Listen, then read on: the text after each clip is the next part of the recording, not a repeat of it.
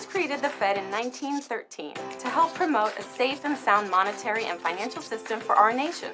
The Fed includes the Board of Governors in Washington, D.C., which has 7 members, including the chairman and vice chairman. All of the members of the board are appointed by the President of the United States and confirmed by the United States Senate. The Fed also includes 12 regional Federal Reserve banks located in cities throughout the country.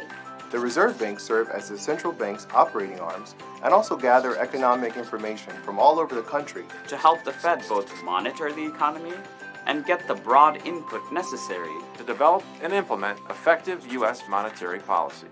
Today, the Fed performs a number of important functions, all with the ultimate goal of promoting a healthy U.S. economy. One of the Fed's most recognizable functions is conducting U.S. monetary policy, which involves influencing interest rates and the availability of money and credit in our economy. Congress has tasked the Fed with implementing monetary policies that promote maximum employment and stable prices. High levels of employment provide people with more economic opportunities, and stable prices promote growth by making it easier for households and businesses to plan for the future. Monetary policy decisions at the Fed are made by the Federal Open Market Committee, which includes all 7 members of the Board of Governors and presidents from the reserve banks. This committee meets regularly to assess the conditions and outlook for the economy. In addition to conducting monetary policy, the Federal Reserve also helps to supervise and regulate the nation's banks and works to promote a stable financial system for consumers, communities, and businesses. The Fed also works with communities, nonprofit organizations, and others across the nation to address housing problems, promote equal access to credit, and advance economic and community development. The Fed also promotes stability in the financial system, because instability in the financial system can pose a severe threat to the broader economy and communities across the nation. The Fed also acts as a bank to other banks by clearing checks, making electronic payments, and providing the currency that Americans need and use every day. Our nation's economy and financial system face constant challenges. The Fed is working every day to address those challenges and is committed to helping foster good economic conditions and outcomes. Employment opportunities, stable prices, and financial stability that benefit all Americans. And we are also the Fed. To learn more about the Federal Reserve, you'll find a wide range of resources on the Board of Governors website at federalreserve.gov.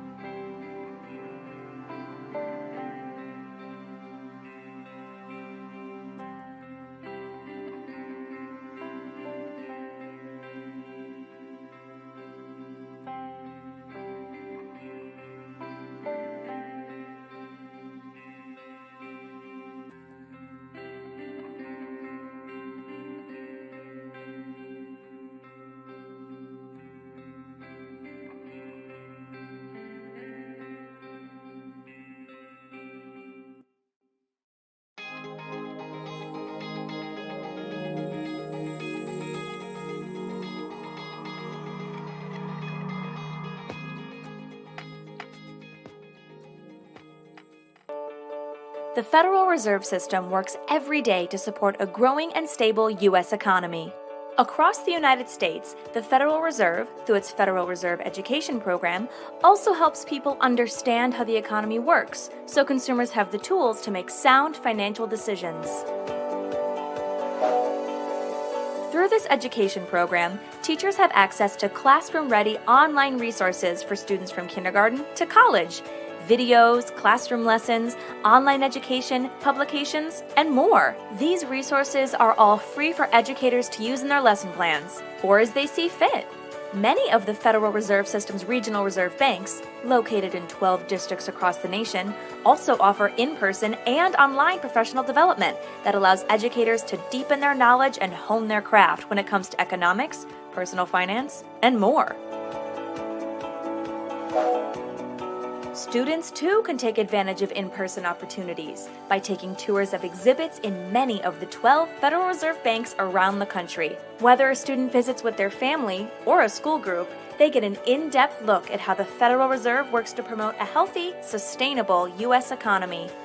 At the Board and Reserve banks, students also get hands-on opportunities like internships and participation on student boards, which introduce them to key economics concepts and potential careers in economics and finance. Consumers are empowered to make sound financial decisions through the availability of easy-to-understand resources that explain personal finance concepts, the broader economy, and the Federal Reserve's role in it. Federal Reserve Education is committed to equipping educators, educating students, and empowering consumers when it comes to understanding and participating in our evolving economy. For more information, visit federalreserveeducation.org to find links to resources and Reserve Bank programs offered near you, and follow Federal Reserve Education on Twitter at @FedEconEd.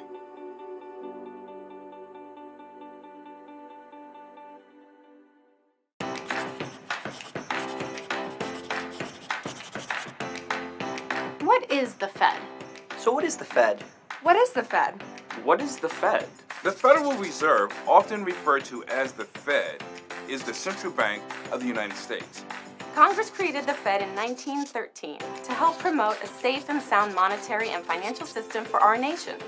The Fed includes the Board of Governors in Washington, D.C., which has 7 members, including the chairman and vice chairman. All of the members of the board are appointed by the President of the United States and confirmed by the United States Senate. The Fed also includes 12 regional Federal Reserve banks located in cities throughout the country. The reserve banks serve as the central bank's operating arms and also gather economic information from all over the country to help the Fed both monitor the economy and get the broad input necessary to develop and implement effective U.S. monetary policy. Today, the Fed performs a number of important functions, all with the ultimate goal of promoting a healthy U.S. economy. One of the Fed's most recognizable functions is conducting U.S. monetary policy, which involves influencing interest rates and the availability of money and credit in our economy. Congress has tasked the Fed with implementing monetary policies that promote maximum employment and stable prices. High levels of employment provide people with more economic opportunities, and stable prices promote growth by making it easier for households and businesses to plan for the future. Monetary policy decisions at the Fed are made by the Federal Open Market Committee, which includes all 7 members of the Board of Governors and presidents from the reserve banks. This committee meets regularly to assess the conditions and outlook for the economy. In addition to conducting monetary policy, the Federal Reserve also helps to supervise and regulate the nation's banks and works to promote a stable financial system for consumers, communities, and businesses. The Fed also works with communities, nonprofit organizations, and others across the nation to address housing problems, promote equal access to credit, and advance economic and community development. The Fed also promotes stability in the financial system, because instability in the financial system can pose a severe threat to the broader economy and communities across the nation. The Fed also acts as a bank to other banks by clearing checks, making electronic payments, and providing the currency that Americans need and use every day. Our nation's economy and financial system face constant challenges. The Fed is working every day to address those challenges and is committed to helping foster good economic conditions and outcomes. employment opportunities, stable prices, and financial stability that benefit all Americans. And we are also the Fed. To learn more about the Federal Reserve, you'll find a wide range of resources on the Board of Governors website at federalreserve.gov.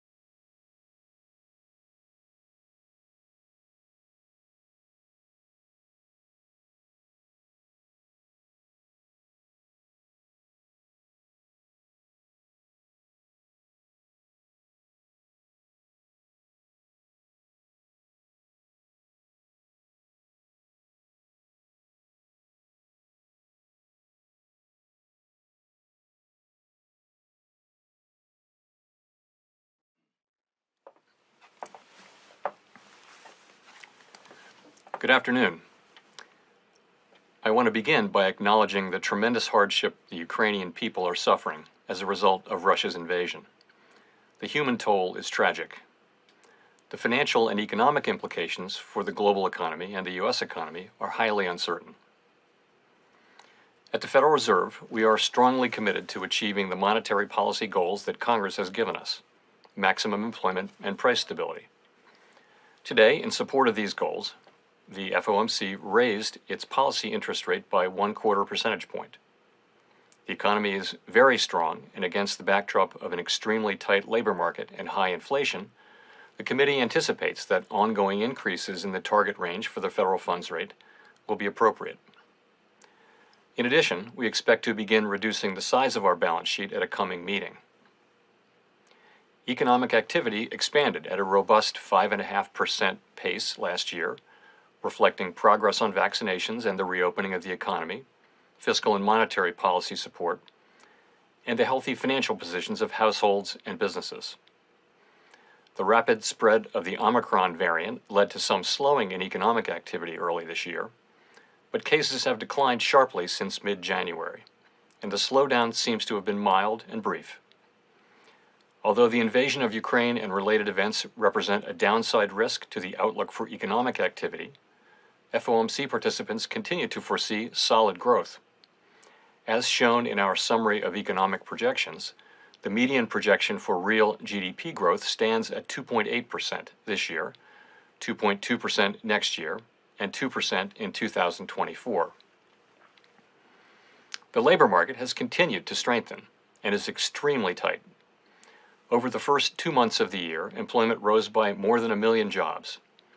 In February, the unemployment rate hit a post-pandemic low of 3.8%, a bit below the median of committee participants' estimates of its longer-run normal level. The improvements in labor market conditions have been widespread, including for workers at the lower end of the wage distribution, as well as for African Americans and Hispanics. Labor demand is very strong, and while labor force participation has increased somewhat, labor supply remains subdued. As a result, employers are having difficulties filling job openings, and wages are rising at their fastest pace in many years. FOMC participants expect the labor market to remain strong, with the median projection for the unemployment rate declining to 3.5% by the end of this year and remaining near that level thereafter. Inflation remains well above our longer-run goal of 2%. Aggregate demand is strong, and bottlenecks and supply constraints are limiting how quickly production can respond. These supply disruptions have been larger and longer lasting than anticipated, exacerbated by waves of the virus here and abroad, and price pressures have spread to a broader range of goods and services. Additionally, higher energy prices are driving up overall inflation. The surge in prices of crude oil and other commodities that resulted from Russia's invasion of Ukraine will put additional upward pressure on near-term inflation here at home. We understand that high inflation imposes significant hardship, especially on those least able to meet the higher costs of essentials like food, housing, and transportation. We know that the best thing we can do to support a strong labor market is to promote along expansion, and that is only possible in an environment of price stability. As we emphasize in our policy statement, with appropriate firming in the stance of monetary policy, we expect inflation to return to 2% while the labor market remains strong. That said, inflation is likely to take longer to return to our price stability goal than previously expected.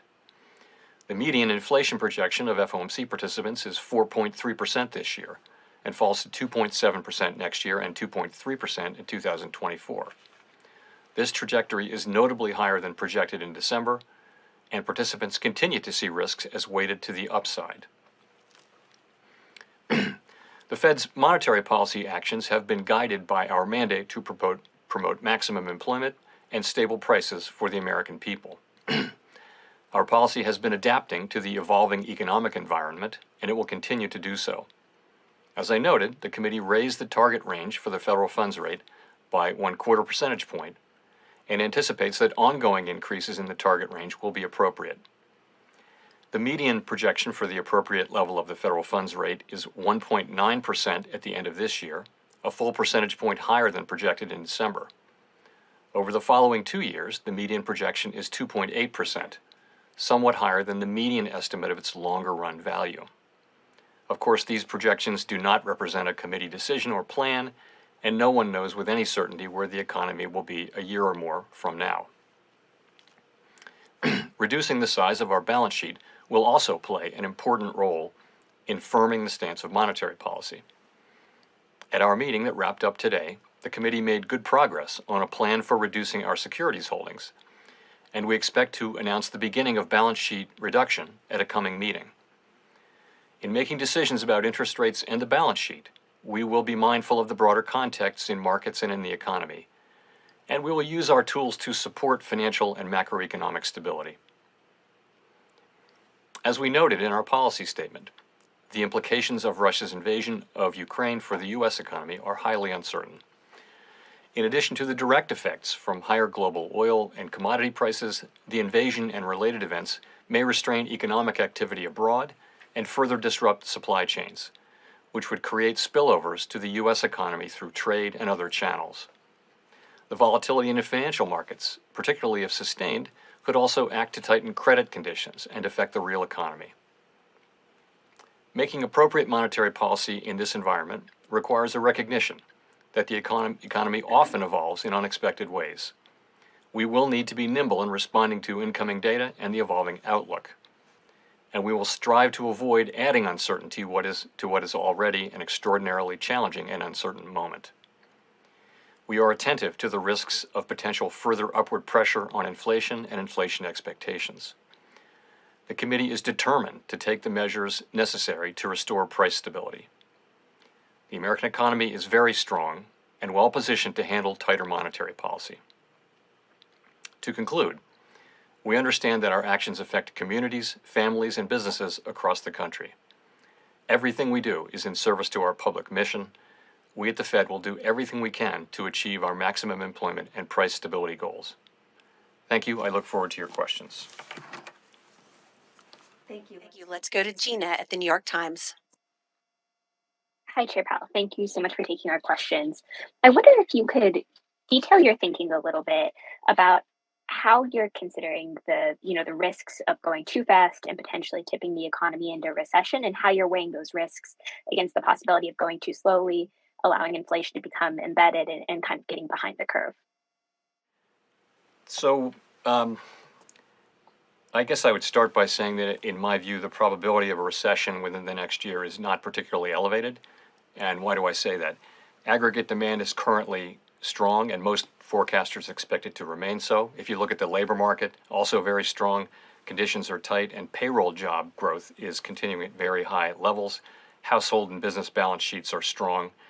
And so all signs are that this is a strong economy, indeed one that will be able to flourish, not to say withstand, but certainly flourish as well in the face of less accommodative monetary policy. So I guess that's how I would say I'm looking at that. Of course, the objective is to achieve price stability while also sustaining a strong labor market, and that is our overall objective. But we do feel the economy is very strong and well positioned to withstand tighter monetary policy. Thank you. Let's go to Howard. Hi, Chair Powell. I was wondering, in the SEPs, you have quite a markdown to GDP from 4 to 2.8%. I'm wondering, how much of that do you feel is a result of the Fed's stiffer than expected action here? You talk about monetary policy operating with a lag, but is this going to bite quicker than expected? I don't think that's a big piece of it, actually. I think some of that is just an early assessment of the effects of spillovers from the war in Eastern Europe, which will hit our economy through a number of channels, highly uncertain, but you're looking at higher oil prices, higher commodity prices. It'll be so that we think that will weigh on GP to some extent. So that's part of what moved those assessments down. I think generally monetary policy works with a lag, so some of that would also be in there. But remember as well that 2.8% is still very strong growth. If we think that the potential growth rate of the economy is somewhere around 1.75%, 2.8% is strong economic growth. It would have been one of the strongest years, in fact, of the last expansion. So while it's lower than last year's 5.8%, it's still quite strong growth. So I would say it's quite a strong forecast. So in that context, what would trigger you to go faster or slower on the rate hikes? Ongoing increases doesn't really tell us whether this is going to come into or evenly paced through the year. Yeah, so the way we're thinking about this is that every meeting is a live meeting, and we're going to be looking at evolving conditions. And if we do conclude that it would be appropriate to move more quickly to remove accommodation, then we'll do so. I can't be perfectly specific about it, but that's certainly a possibility as we go through the year. Thank you. Thank you. Let's go to Rachel at the Washington Post. Thank you, Michelle, and thank you, Chair Powell, for taking our questions. I'm curious if you can be specific on when you expect to see inflation will start to come down, especially with the combination of rates going up, fiscal aid dissipating from the economy, and supply chains getting better. And if you don't start to see that, how will you signal it? What will you be looking for, and what will you be looking for over the course of the year? Thank you. So I guess I would say that at the before the invasion of Ukraine by Russia. So let's go back to that. I would have said that the expectation was that in the first quarter, maybe the end of the first quarter of this year, and then maybe stay at that level or a little bit lower, and then start to come down in the back half of the year. So now we're already seeing a little bit of short-term upward pressure in inflation due to higher oil prices. Not natural gas a little bit, but not so much for us since we have our own natural gas supply, other commodities prices. The other thing is that you're seeing supply chain issues around shipping and around, lots of countries and companies and people not wanting to touch Russian goods. So that's going to be more tangled supply chains. So that could actually push out the relief we were expecting on supply chains generally. So I guess I would say that the expectation is still that inflation will begin to come down in the second half of the year. But if you look at where I read the SEP headline median, we still expect inflation to be high this year, lower than last year. And then we expect, though, particularly with the effects of the war, but also the data we've seen so far this year, we expect inflation to remain high through the middle of the year, begin to come down, and then come down more sharply next year.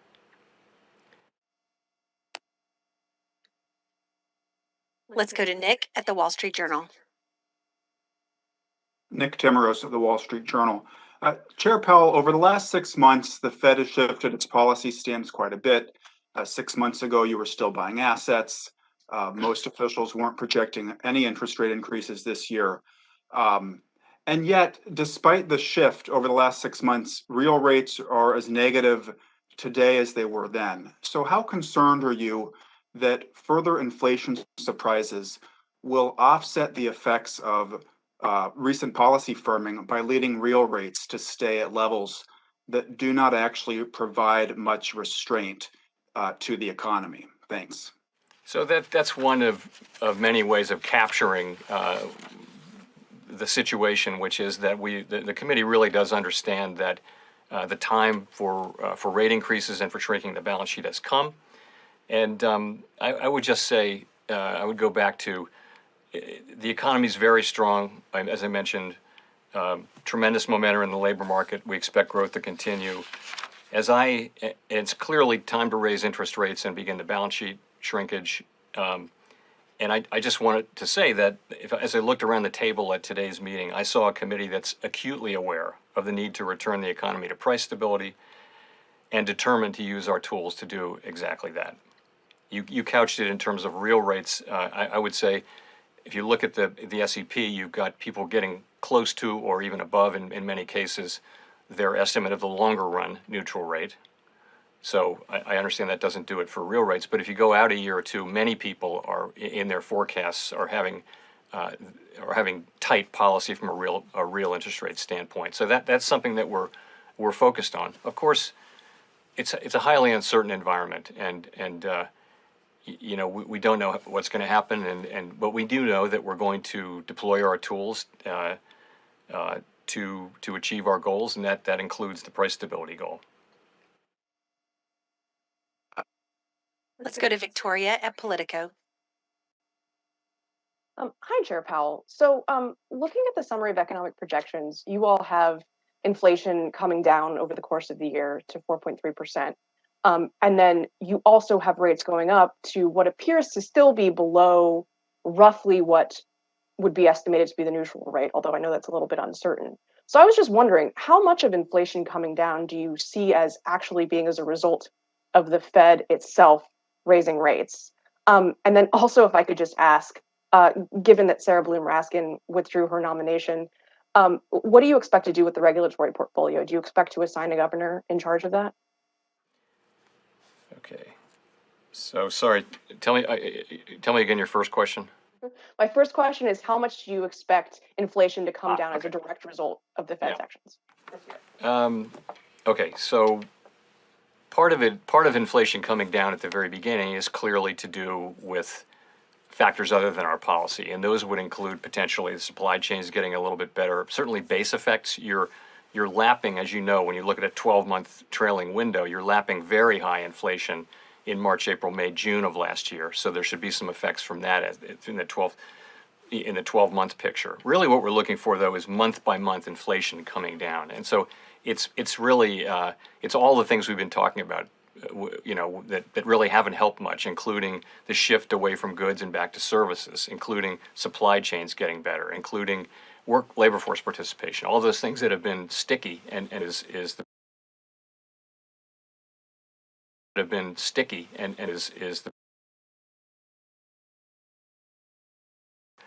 we started talking about rate increases last year. For some months now, the financial conditions have already incorporated a significant number of rate increases. So it doesn't start today. In effect, the moves are already priced into the market for a few months now. So so the clock is running on that, and I think some of that will be seen in half of the year as well. In effect, the moves are already priced into the market for a few months now. So so the clock is running on that, and I think some of that will be seen in half of the year as well. So on the regulatory portfolio, I would just say this: we have an obligation to carry out under the law, in supervision and regulation, and we're doing that. That's what we're doing. The committee is not active, so what's happening is things are coming to the full board, and we're voting on them. We're getting our business done. We got the stress tests done. We've looked at a number of proposals for mergers and things like that. So we're working ahead. Of course, we don't have a vice chair for supervision, as you mentioned, but we're making do with the situation we have, and a good number of things have come straight to the board for approval. Let's go to Neil Irwin at Axios. Let's go to Neil Irwin. Hi, Chair Powell. It's Neil Irwin at Axios. Thanks for taking our questions. In the Statement of Economic Projections, we see a forecast of median 1.9% Fed fund rate at the end of the year, 2.8 end of next year. Wondered whether, in particular, on that point of overshooting the long-term neutral rate, and also if you can tell us anything about how that might be paced, front-loaded, back-loaded, how high is the bar for doing 50 at one meeting? So I don't, Neil. I've never talked about my own SCP projection. It's in there, but I think Fed chairs have generally not done that because we just haven't done it. It's because we have to put together the consensus on the committee and present that consensus. So I wouldn't talk about my individual one. And in terms of the pacing of it, I would just point out that there's 7 remaining meetings this year. This isn't something we discuss or debate or agree on, but there's 7 remaining meetings and there's 7 rate hikes. I would add there's also the shrinkage of the balance sheet, which people do the math different ways, but that might be the equivalent of another rate increase just from the runoff of the balance sheet. So I don't know. We haven't made any decisions on front end loading or going steadily through the year. And as I mentioned, if you look at the SEP, a good number of participants do see more than 7 rate increases this year. And I can't give you, I'm not going to try to give you a really specific test for what it would take to do that, but I will say this, though. We'll be looking at the data as they come in. We'll be looking to see whether the data show expected improvement on inflation. We'll be looking at the inflation outlook and making a judgment. And we'll be going, each meeting is a live meeting, and if we conclude that it would be appropriate to raise interest rates more quickly, then we'll do so.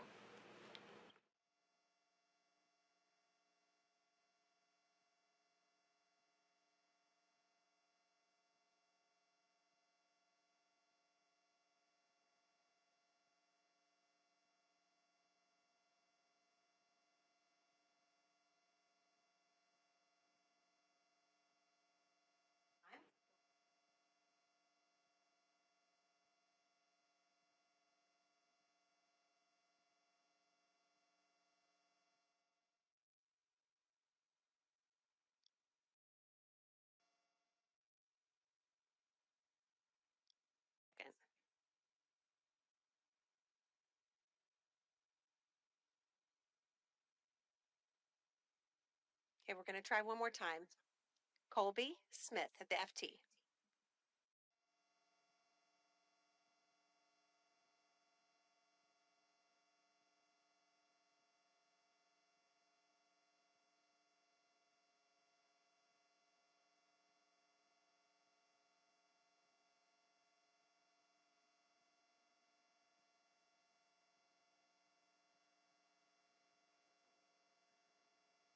Okay, we'll come back to Colby. Let's go to Edward Lawrence. Yeah, thank you, Chair Powell. Thank you, Michelle, for the question. I have a more basic question.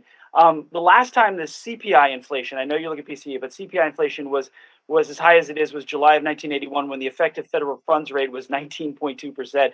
But given the current data, how far behind the curve of inflation do you believe the Federal Reserve is in your mind?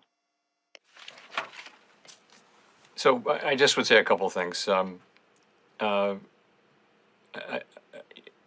We have the tools that we need, and we're going to use them. And as you can see, we have a plan over the course of this year to raise interest rates steadily and also to run off the balance sheet. High inflation does not become entrenched while also supporting. High inflation does not become entrenched while also supporting. If we conclude that it would be appropriate to move more quickly, we'll do so. I leave it to others to make the judgment you ask for. And then just as a follow on that, I wanted to get you on the record on this. What impact has there been on your job, given the fact that you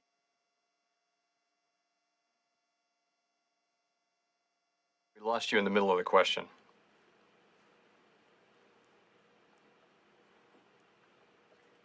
Edward, can you repeat that question? the impact that given you're not actually confirmed and Governor Brainerd is not actually confirmed, has there been any impact on your job or the Fed's ability to handle inflation? None whatsoever.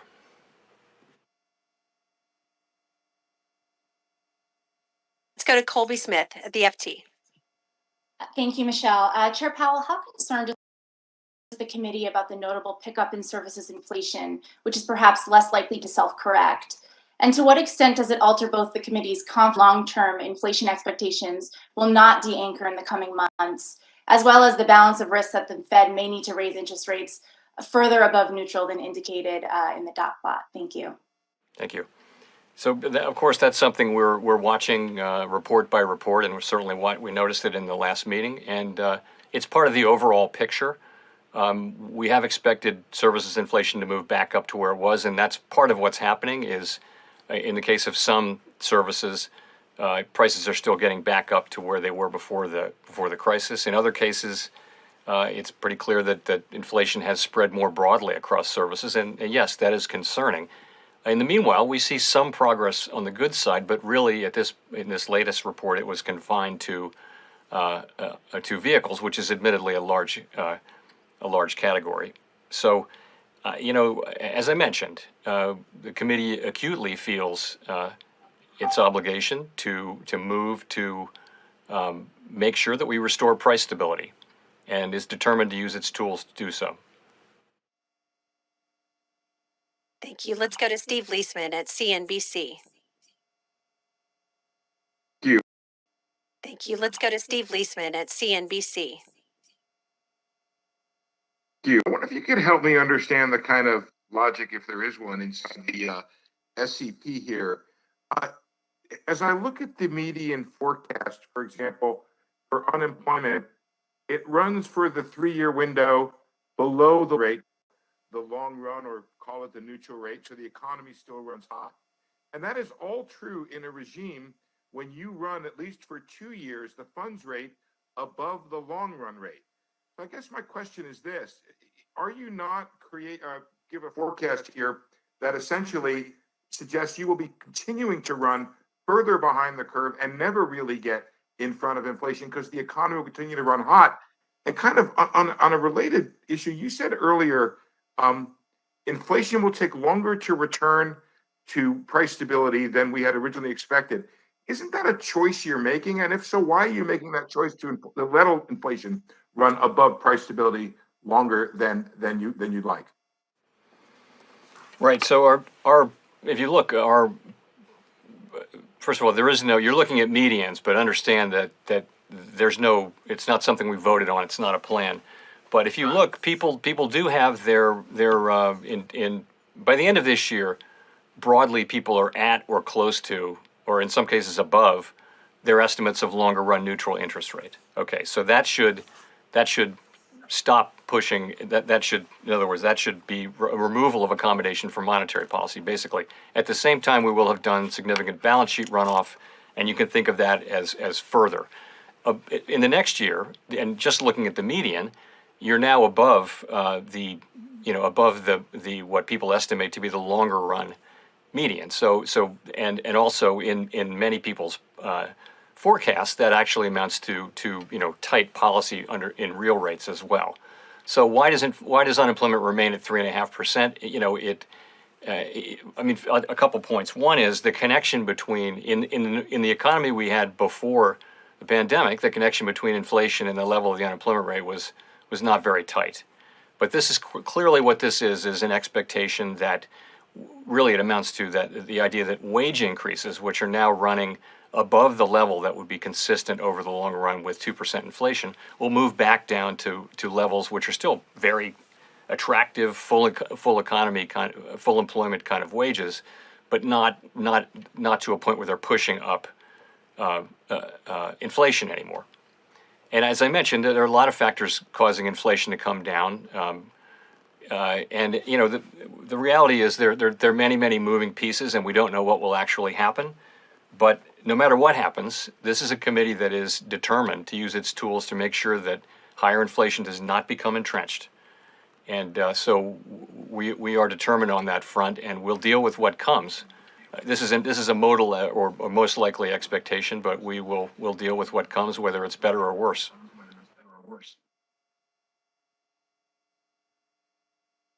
Thank you. Let's go to Chris Rugaber at the AP. Hi, thank you. Well, let me follow up a bit on that. I mean, there are a lot of economists skeptical that you can reduce inflation as much as you've penciled in without raising the unemployment rate. And I'm wondering just what are the mechanisms you see in reducing demand? I mean, outside housing and autos, how do higher Fed rates reduce consumer demand unless it's through higher unemployment? Thank you.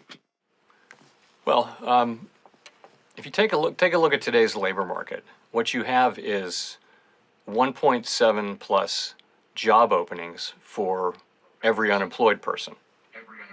So that's a very tight labor market, tight to an unhealthy level, I would say. So, in principle, if let's say that our tools work about as you described, and the idea is we're trying to better align demand and supply, let's just say in the labor market. So it would actually, if you were just moving down the number of job openings so that they were more like 1-to-1, you would have less upward pressure on wages. You would have a lot less of a labor shortage, which is going on pretty much across the economy. We're hearing from companies that they can't hire enough people. They're having a hard time hiring. So that's really the thinking there. Is these are fairly well understood channels, interest sensitive, and basically across the economy, we'd like to slow demand so that it's better aligned with supply, give supply at the same time to recover, and get into a better, a better alignment of supply and demand, and that over time should bring inflation down. And I'll say again, though, we don't have a perfect crystal ball about the future, and we're prepared to use our tools as needed to restore price stability. With as I mentioned in my opening remarks, without price stability, you really can't have a sustained period of maximum employment. It's one of our most fundamental obligations is to maintain and restore, in this case, price stability. So we're very committed to that. Of course, the plan is to restore price stability while also sustaining a strong labor market. That is our intention, and we believe we can do that. But we have to restore price stability. Okay, let's go to Scott Horsley at NPR. Thanks, and Go to Scott Horsley at NPR. Thanks, and I apologize if this covers some of the same ground you just talked about, Mr. Chairman. I think I missed some of your answer there, but I have a follow-up question on the labor force. We have seen some gains in the prime age workforce in the last few months. I wonder what you anticipate when it comes to some of the older workers as the health outlook has changed. Are we going to see more recent retirees following Tom Brady back in the workforce? And what would that mean for wages and inflation? It's hard to say. What we saw in the last cycle was that over the course of a long, steady expansion, labor force participation outperformed expectations. And that was just it was a tight labor market, but it was nowhere near as tight as this labor market, but it was a tight labor market. And so people stayed in the labor force longer. It wasn't so much people coming back in the labor force after retirement. That's not something that happens in the aggregate very much. But so that's what was happening. And, more labor force participation is tremendously welcome. And of course, our policy does not in any way preclude that. This is a situation where wages have moved up at the highest rate in a very long time, and people are able to quit their jobs and move to better paying jobs in the same industry or different industry. So it's a really attractive labor market for people. And once, as we get past COVID well and truly, it becomes an even more attractive one. So we hope that will lead to more labor supply. That's a good thing for the country. It's a good thing for people. And it also will, we think, help relieve some of the wage pressures that do put inflation more at risk. That last part we'll have to see whether empirically it works out that way. But in principle, it ought to help with inflation as well. It's not the only thing we're looking for, though, from inflation. We're looking for help from a number of different places, and most importantly, from our own policy. Okay, let's go to Rich Miller at Bloomberg.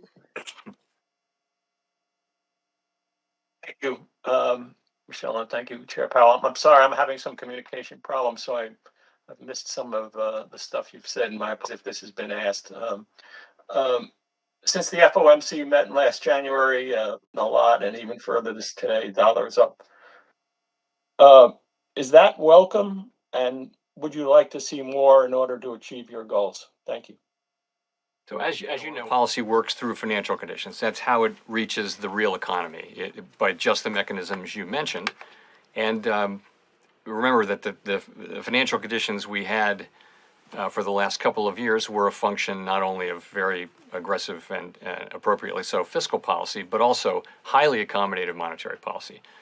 The monetary policy settings that we put in place at the worst parts of the pandemic. So it is very appropriate to move away from those. And yes, that will lead to some tightening in financial conditions in the form of higher interest rates and just the sorts of things. We're not targeting any one or more of those things, but financial conditions generally should move to a more normal level so that because we know the economy no longer needs or wants these very highly accommodative this stance, which, so it's time to move to a more normal setting of financial conditions, and we do that by moving monetary policy itself to more normal levels.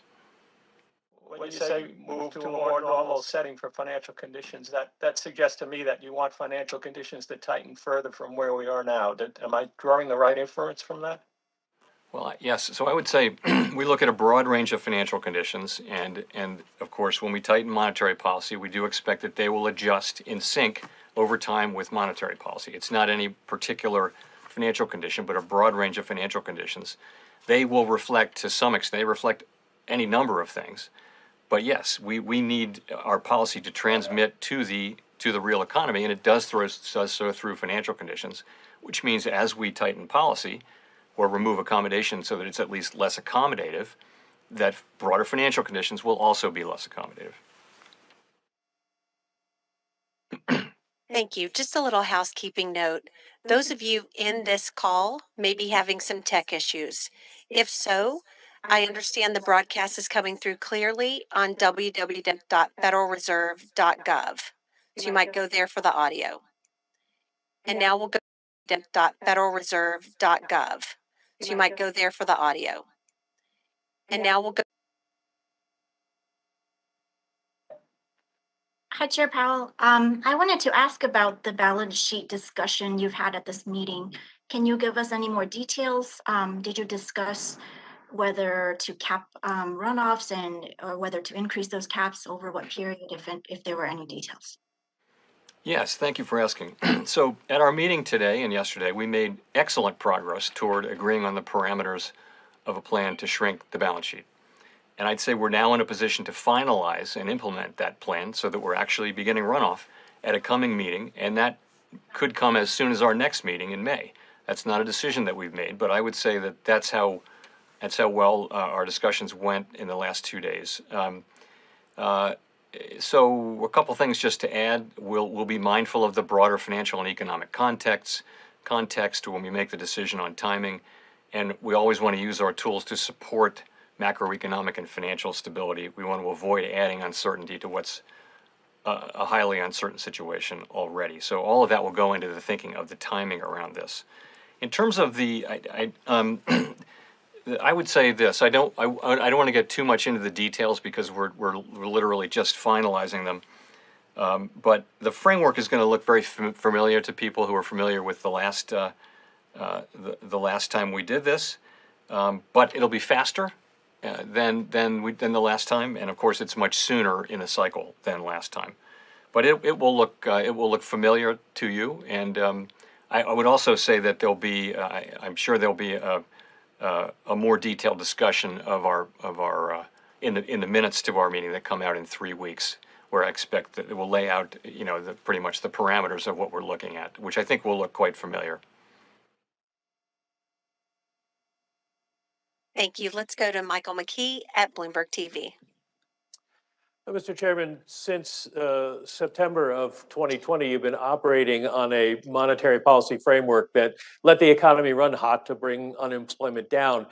That seems to be over, but I'm wondering how you would describe your reaction function now. What is it that the Fed is trying to do other than bring inflation down? And in other words, is it we're going to keep raising rates until it comes down to an acceptable level? Yeah, so I want to clear one thing up again, and that is that nothing in our new framework or in the changes that we made has caused us to wait longer to raise interest rates. What we said in the framework changes was, and this was really a reflection of what had happened for the preceding couple of decades, actually. What we said was, if we see low unemployment, high employment, but we don't see inflation, then we're not going to raise rates till we actually see inflation. That's what we said, and that was the sense of it. There was no sense in which if we got a burst of really high inflation, we would wait to raise rates. That's simply not in the framework. In fact, quite the contrary. The framework is all about anchoring inflation expectations at 2%. So I do hear this, that the framework, we can't blame the framework. It was a sudden, unexpected burst of inflation. And then it was the reaction to it, and it was what it was. But it was not in any way caused by or related to the framework. So come to today. I think our vision on this on the committee is very, very clear. What we see is a strong labor market. We see a labor market with a lot of momentum, great job creation, and we see the underlying economy strong. Balance sheets are strong.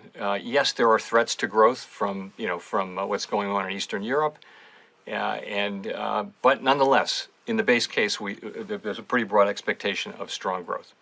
But inflation is far above our target. And the help we've been expecting and other forecasters have been expecting from supply side improvement, labor force participation, bottlenecks, all those things getting better, it hasn't come. And so we're looking now to using our tools to restore price stability, and we're committed to doing that. And you see that, I think, in the summary of economic projections, and you see that in the decision we make, and you will continue to see it in the decisions we make going forward. If I could follow up by asking, I guess what you'd call it is the Paul Volcker question. You don't think unemployment is going to rise significantly, but if it does that temper your desire to keep raising rates? Well, the goal, of course, is to restore price stability while also sustaining a strong labor market. We have a dual mandate, and they're sort of equal. But as I said earlier, price stability is an essential goal. In fact, it's a precondition really for achieving the kind of labor market that we want, which is a strong and sustained labor market. We saw the benefits of a long expansion, a sustained labor market. It pulled people back in, and there were really no imbalances in the economy that threatened the long expansion. The pandemic arrived. It was just a completely exogenous event. So that's how we're thinking about it. We of course want to achieve price stability with a strong labor market, but we do understand also that really you can't have maximum employment for any sustained period without price stability. So we need to focus on price stability, in particularly because the labor market is so strong and the economy is so strong. We feel like the economy can handle tighter monetary policy. Thank you. Let's go to Brian Chung at Yahoo. Here on this front. Wanted to ask just kind of the broad question about how you are communicating what the Fed's doing here today to the average American who might not be reading the dot plots or understanding what the SCP is. How is the 25 basis point hike today and then the signaling on future Fed policy going to address the inflation that they're feeling at the stores on a daily basis? Sure. So I guess I'd start by just assuring everyone that we're fully committed to bringing inflation back down and also sustaining the economic expansion. We do understand that these higher prices, no matter what the source, have real effects on people's well-being. And really, high inflation takes a toll on everyone, but it's really especially on people who use most of their income to buy essentials like food, housing, and transportation, where, we've all seen charts that show if you're a middle-income person, you've got room to absorb some inflation. If you're at the lower end of the income spectrum, it's very hard because you're spending most of your money already on necessities and the price is going up. So, but it's punishing for everyone.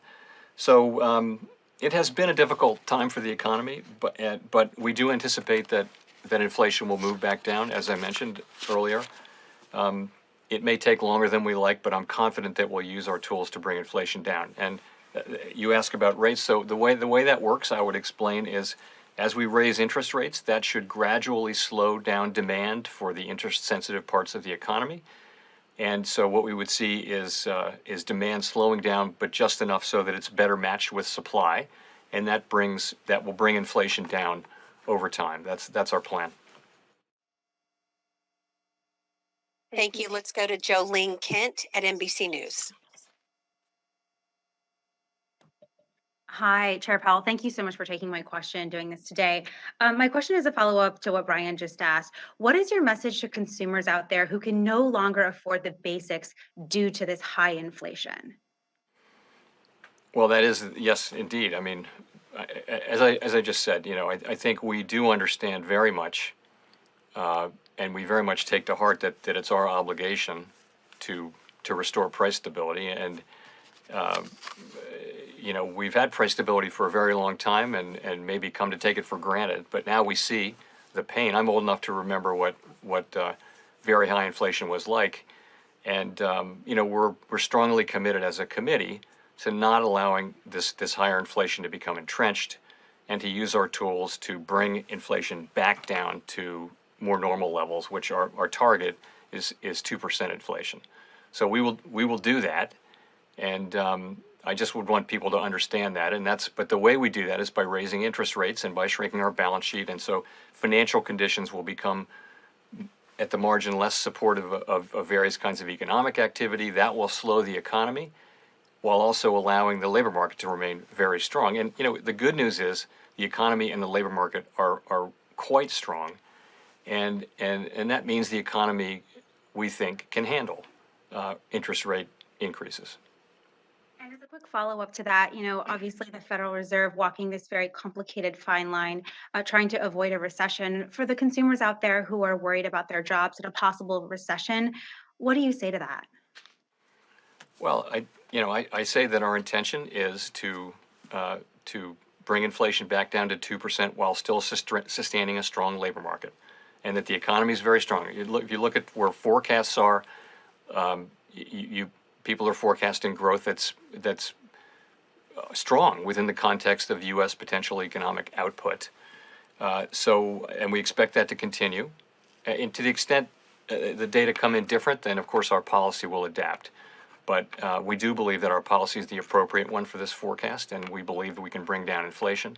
We believe that we can do so while sustaining a strong labor market. The labor market it's not strong in the ordinary sense of the world. We have not seen a labor market where there are 1.7 job openings for every unemployed person, or where if you add job openings to those who are employed, that's actually substantially a larger number than the size of the workforce, than the number of people who actually count themselves as in the workforce. So this is a situation where demand is higher than supply, and when that happens, prices go up.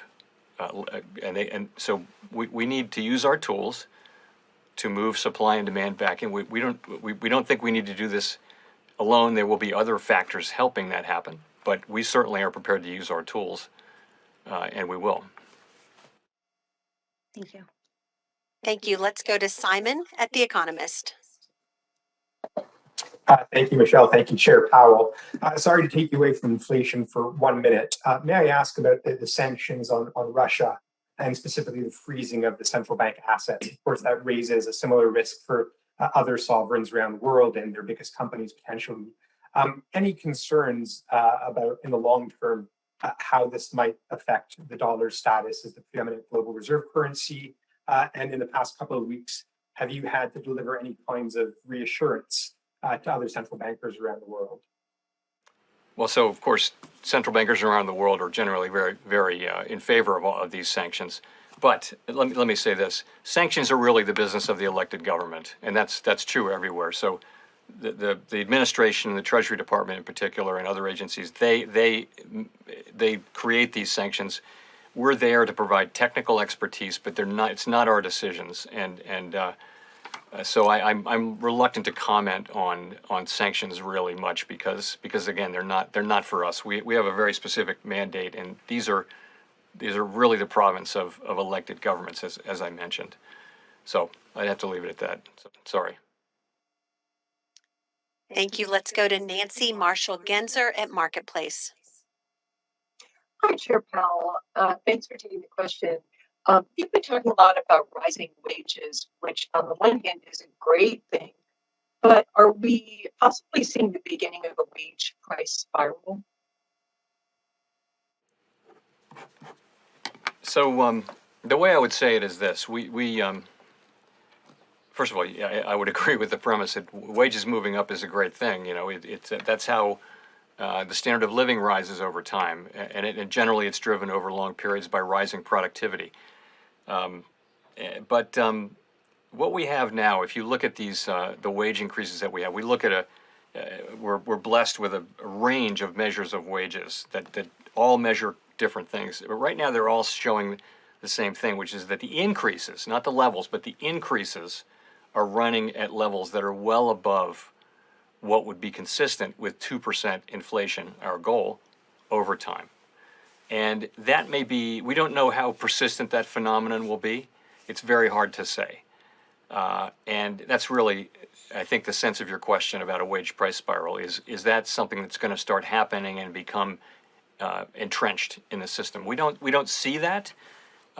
You can see, for example, in some sectors that got very high wage increases early on, those wage increases look like they may have slowed down to a normal level. But it comes back to, you know, what I'm saying here, which is there's a misalignment of demand and supply, particularly in the labor market, and that is leading to wages moving up at ways that are not consistent with 2% inflation over time.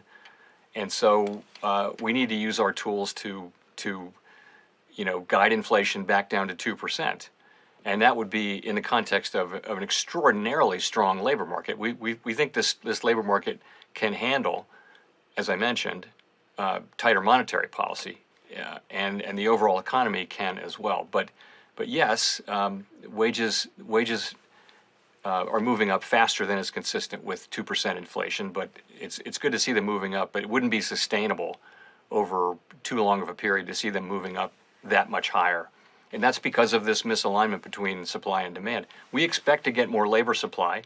We did last time. We got more than we expected during the last cycle. This time we've gotten much less than expected. So it's not easy to predict these things. But we do expect that we'll get people coming back in the labor market, particularly as COVID becomes less and less of a factor in many people's lives, something we all wish. So that's how we think about it. Thank you. And for the last question, we'll go to Don Lee at the LA Times. Hi, Chair Powell. I think you said to the Senate earlier this month that in hindsight, the Fed should have moved earlier. And it sounds like today that you don't think that it is late. And it sounds like today that you don't think that it is late. Still think that the Fed is behind the curve. How much behind the curve is it? Right. So we are not. We don't have the luxury of 20/20 hindsight in actually implementing real-time decisions in the world. So, the question is, the right question is, did you make the right decisions based on what you knew at the time? But that's not the question I was answering, which is knowing what you know now. So I think if we knew now, of course, if we knew now that these supply blockages really and the inflation resulting from them in collision with very strong demand, if we knew that was what was going to happen, then in hindsight, yes, it would have been appropriate to move earlier. Obviously, it would be, but again, we don't have that luxury. And then but that's a separate question from your other question, which is behind the curve. And I don't have the luxury of looking at it that way. We have our tools, powerful tools, and the committee is very focused on using them. We're acutely aware of the need to restore price stability while keeping a strong labor market. And what I saw today was a committee that is strongly committed to achieving price stability, in particular, and prepared to use our tools to do that. We're not going to let high inflation become entrenched. The costs of that would be too high, and we're not going to wait so long that we have to do that. No one wants to have to really put restrictive monetary policy on in order to get inflation back down. So, frankly, the need is one of getting rates back up to more neutral levels as quickly as we practicably can, and then moving beyond that if that turns out to be appropriate. And as you can see, it is appropriate in the sense to people's SEPs. They do write down levels of interest rates that are above their estimate of the longer run neutral rate. And there's also a range of estimates too, as you will see if you look at the details of the SEP. But thanks for your question. Okay. Thank you all. Thanks, Mr. Chair. Thank you.